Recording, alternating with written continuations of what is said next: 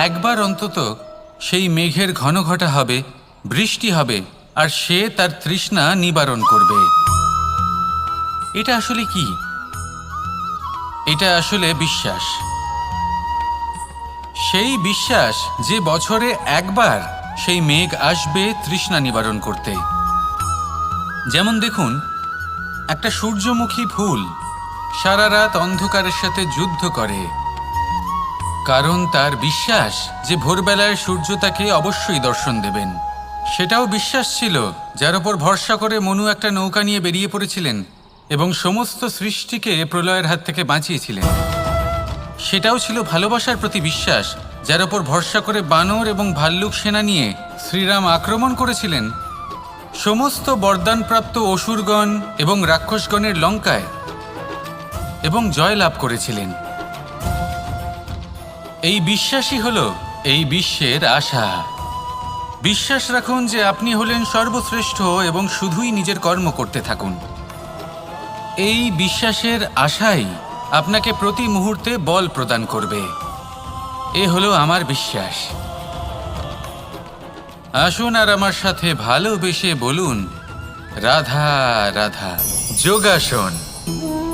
যোগাসনে আসন অত্যন্ত গুরুত্বপূর্ণ। এবার আমি বলবো সবথেকে শ্রেষ্ঠ আসন কোনটি।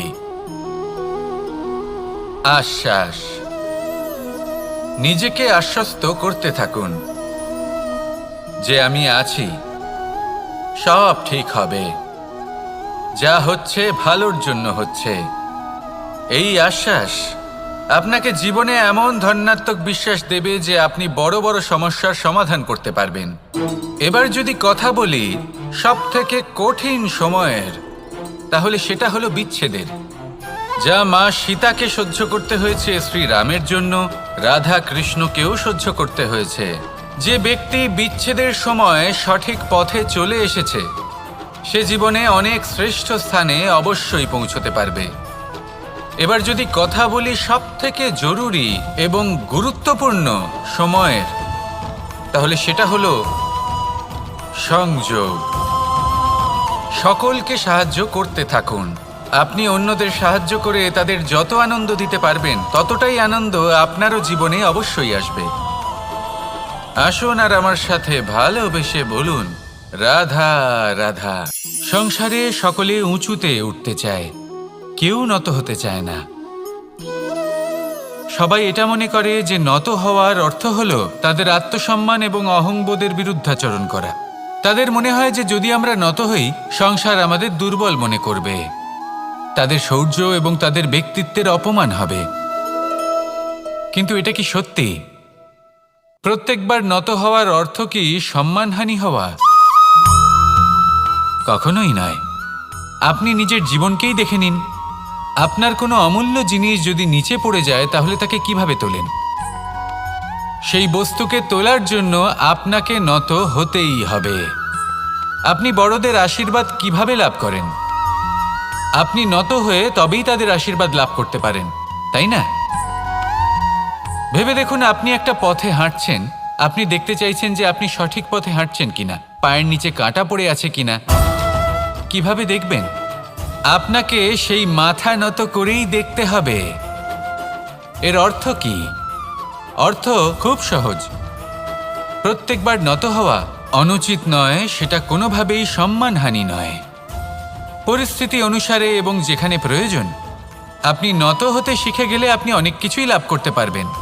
জ্ঞান, মান, গুণ, বিশ্বাস। সেই জন্য প্রয়োজন এবং পরিস্থিতি অনুসারে নত হতে শিখুন। এতে অনুচিত কিছুই নেই। আত্মসম্মান থাকা অত্যন্ত প্রয়োজনীয়, কিন্তু তা যেন কখনো অহংকারে পরিণত না হয়। এই বিষয়ে অবশ্যই নজর রাখবেন এবং আমার সাথে ভালোবেসে বলবেন, রাধা রাধা। আমাদের জীবনে অনেক ধরনের ব্যক্তি এসে থাকেন। কেউ কেউ আমাদের সাথে থেকে যান, কেউ আমাদের থেকে দূরে চলে যান। কেউ ভালো মানুষ হন, কেউ খারাপ মানুষ। কিন্তু আমরা সবসময় সেই সময়টাকে নিয়ে দুঃখ প্রকাশ করি যখন আমাদের জীবনে কোনো খারাপ ব্যক্তি প্রবেশ করেন। তারা আমাদের খারাপ অনুভূতি দেন, দুঃখ দেন, কষ্ট দেন। আমরা সবাই তাকে ভালো মন্দ কথা বলি। কিন্তু কেন? এমন বিভিন্ন ধরনের মানুষ খারাপ মানুষ, ভালো মানুষ সবার জীবনেই আসেন এবং সকলকেই একটা অমূল্য শিক্ষা দান করে যান। এবার আপনি নিজেই ভেবে দেখুন, জীবনে যখন প্রথমবার আপনি আগুন স্পর্শ করেছিলেন তখন আপনি একটা শিক্ষা লাভ করেছিলেন যে আমাকে আগুনের থেকে একটু দূরে থাকতে হবে। তারপর আস্তে আস্তে আপনি শিখলেন যে কিভাবে এই আগুনকে নিয়ন্ত্রণে রাখতে হবে। তারপর আপনি শিখলেন যে কিভাবে নিজের জীবনে তাকে প্রয়োগ করতে হবে, তা সে অন্ধকারে প্রকাশ লাভ করার জন্য হোক বা খাবার বানানোর জন্য। সেইভাবেই কোনো খারাপ ব্যক্তি যখন আপনার জীবনে আসে কোনো শিক্ষা দিয়ে যান, তার প্রতি কৃতজ্ঞ থাকুন। তার বিষয় খারাপ ভাবার বা খারাপ অনুভূতি নিয়ে থাকার কোনো প্রয়োজন নেই।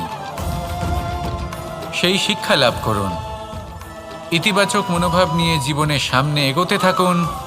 কেউ নেই যিনি আপনাকে বাধা দিতে পারেন। আসুন আমার সাথে ভালোবেসে বলুন, রাধা রাধা। অনেক সময় আমরা জীবনে অনেক মানুষকে এমন বলতে শুনে থাকি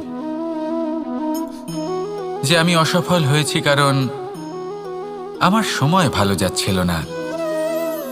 আমি এই জিনিসটা লাভ করতে চাইছিলাম কিন্তু করতে পারলাম না কারণ আমার সময়টা ভালো যাচ্ছিল না। আমি আমার জীবনে ওই মহান কাজটা করতে চাইছিলাম কিন্তু করতে পারলাম না। কেন? কারণ আমার সময়টা ভালো যাচ্ছিল না। কিন্তু যে মুহূর্তে ভালো সময় আমার জীবনে আসবে আমি সব কিছু প্রাপ্ত করব। এমন প্রায় প্রত্যেকেই বলেন। আসুন একটা কথা বোঝা যাক। একজন মালিকে দেখুন, সে প্রত্যেক দিন গাছের সেবা করে, তাকে জল দেয়, তার যত্ন আত্তি করে।